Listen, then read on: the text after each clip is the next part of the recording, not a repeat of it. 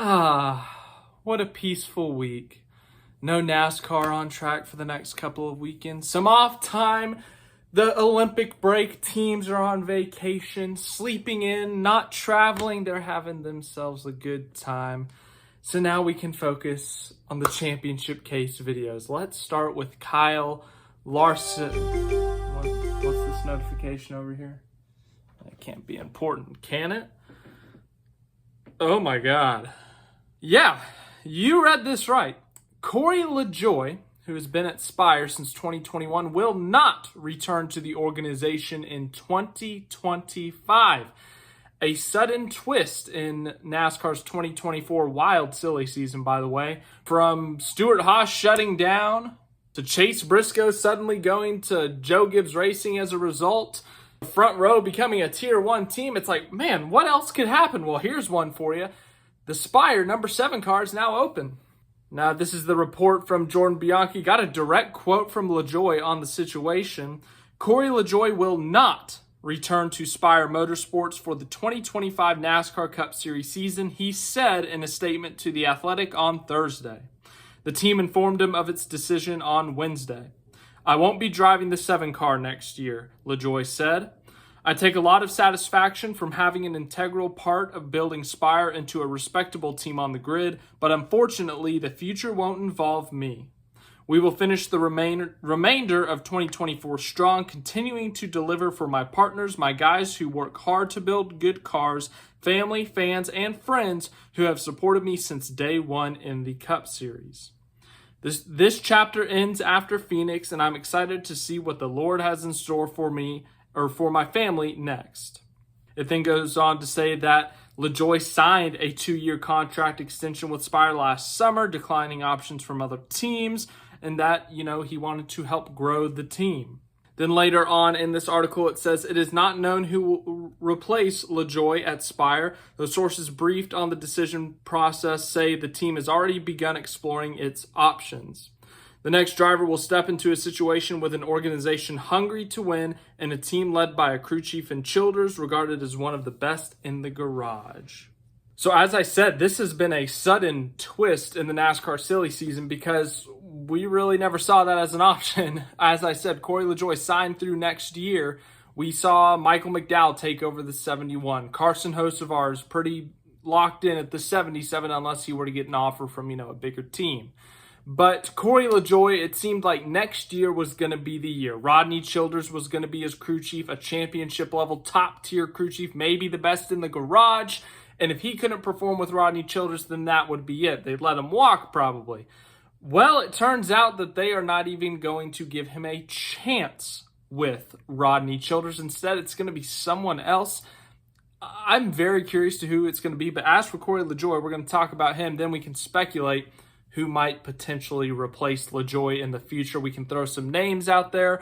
But Corey LaJoie, since he joined Spire in 2021, he had actually been getting better each and every year. 2021, he had one top 10 to his name. He had an average finish of 24.9. Then the next year, the first year of the next gen era, he actually got a top 5 with Spire. So he had a top 5. That was his only top 10, though. But he improved his average finish by 0.6, 24.3. Then you go to 2023, and he took a big step forward. He had 2 top 5s, 3 top 10s, and almost improved his average finish by 4 positions. He averaged a 20.8 average finish, finished top 25 in the standings, which for a team like Spire, that's a big deal at the time. But Spire, of course, they've gotten a lot of money from Gamebridge. They've gotten a lot of support. They've expanded their operation. They have expanded not just their cup operation, but they bought Kyle Busch Motorsports, so they expanded their truck operation. Spire is very serious about being serious in NASCAR, whether it's trucks or cup, and they have gradually gotten better each and every year. And as I said, with LaJoie, the numbers show that he was trending up. He is slowly improving each and every year. And from 2022 to 2023, he had a big jump. So there were higher expectations on him this year. Now, maybe not winning a race, maybe not even making the playoffs, but, finishing in the top 20 in points was not an insane realm of possibility. Maybe even top 23, top 22. And, no,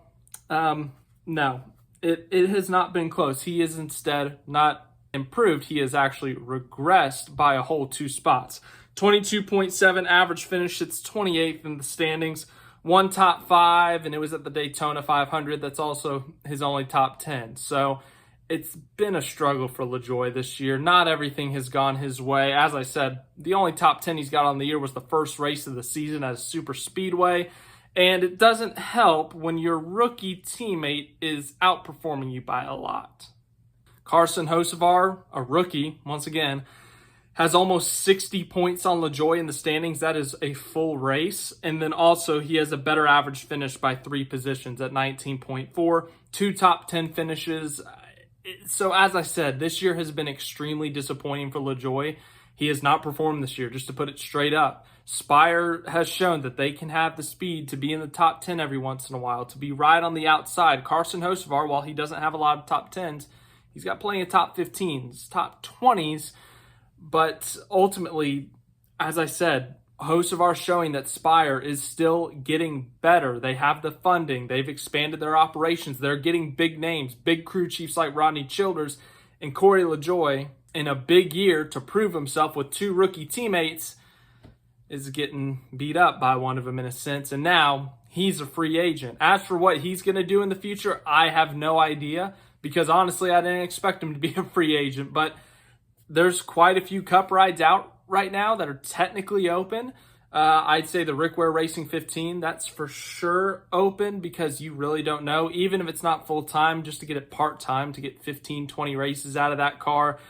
You look around the garage, technically Front Row still has an opening. 2311 is expected to get a 3rd charter, but I don't think LaJoie will be in the candidacy for that. Trackhouse might get a 3rd charter, and once again, I don't expect him to get that because there's already names tied to it. Maybe a Colleague Racing, if he can bring some funding with him, he could maybe go to Colleague because Colleague needs funding for their 2nd car or one of their cars really, and both their seats are, no one knows what Colleague's going to do, so maybe Colleague Racing, maybe Rick Ware Racing. There's a lot of questions about LaJoie's future right now in the Cup Series. I mean, he could always do the John Hunter Nemechek route. He could go back to Trucks or Xfinity, find a top-tier team, go win a bunch of races, go compete for some championships, prove himself, and then climb his way back to the Cup Series and try to go from, a top-tier Xfinity or truck organization and then go straight to a top Cup organization. Maybe not a Joe Gibbs or a Hendrick, but, maybe a 2311. Someone kind of, in that just under the top tier. Still really good, still winning races, but just not quite the tier of a Hendrick, a Gibbs, a Penske. Now, as for the 7 car, there's even more questions about this one because that's going to be a highly coveted seat. Now, once again, Spire, they're not quite Hendrick, Gibbs. They're not even a 2311, a Trackhouse. But this seat is going to be, I think, in my opinion, heavily pursued. Because, as I said, Spire has improved each and every year. They have continued to bring more speed. They have more funding than ever. They have expanded their operations. They have more people in the building.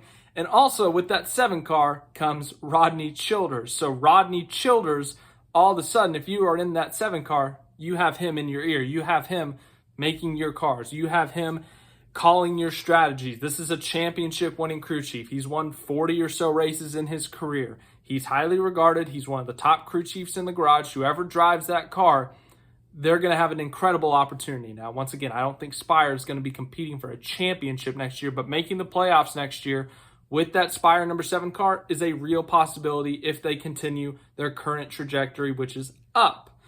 Now, as for who could fill in that seat, I don't know. We could come up with some theories right now. What if Kyle Busch isn't happy at RCR? What if he's not happy with the performance? Kyle Busch and Rodney Childers, wouldn't that be quite the combo? But you'd have to buy out Kyle Busch's contract. Does Kyle Busch really want to leave RCR, start all over after just 2 years at a team? And then also, you have to think, well, what if Rodney Childers and Kyle Busch, as good as they both are they really that good together? Like, would that mesh well?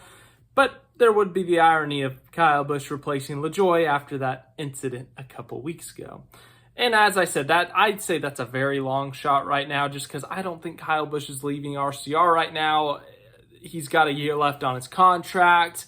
I'd say he's going to live it out, and then maybe we'll see next year what he does. But I don't see that happening, but that's just a wild theory I'm coming up with. But there's a lot of free agent drivers out there. Obviously, if you go down to the Xfinity Series, Sam Mayer is in that Chevy program. Could he get promoted up to Spire like Carson Hocevar did? Well, Carson Hocevar kind of skipped Xfinity, but, get promoted from a lower series to Spire. Could we see Spire get rented out again like Trackhouse did with Zane Smith this year? Could Zane Smith just jump from the 71 to the 7 car? Could Shane Van Gisbergen go to the 7 car in a leased out deal in a sense? And then if we look at other free agents, I don't think Eric Jones has technically extended with Legacy. I think he's expected to, but if things fall through there, could he end up back at Chevy? That's really all I can think of off the top of my head. You could obviously get a pay driver, go get someone who has funding and whatnot. But as I said, with that Gainbridge sponsorship, it sponsored the 7 car a good bit. You could really just use that, and you could put whoever you want in that car. And also with Rodney Childers, you're going to want to have a really good driver because you have a really good crew chief. So as I said, could they go get a young talent in the Xfinity or Truck Series, like a Christian Eckes, like a Sam Mayer? Or could they go after a veteran, try to buy someone out of their contract, like a Kyle Busch? Or could they go for someone kind of in the middle, like an Eric Jones? Could they do what they did with the 71 car this year? Lease someone out, rent someone in a sense like Shane Van Gisbergen, like Zane Smith? A lot of questions to be answered with the 7 car. I have no idea who's going to be in it. I have no idea when Spire will properly announce it. I honestly didn't think we'd get any news this week because I thought this week was going to be chill, and then we get back into the news cycle next week, but apparently not because I don't know anything. But whew, man, just day 4 of the Olympic break, and we are back to crazy, chaotic, where did that come from news. Our championship case videos will start today. I'll do it later this afternoon, early evening. We're going to talk about Kyle Larson, his chances of winning the 2024 NASCAR Cup Series championship. We'll continue throughout the week. If you haven't seen the schedule, go to the community post. I put it in there. And as I said, we'll talk about it later. Thanks for watching this video. Please let me know your thoughts on Corey LaJoie leaving Spire or being asked not to return, whatever the proper terminology is. But Corey LaJoie out at Spire. Instead, he will be a free agent. And also that 7 car is going to be wide open with Rodney Childers.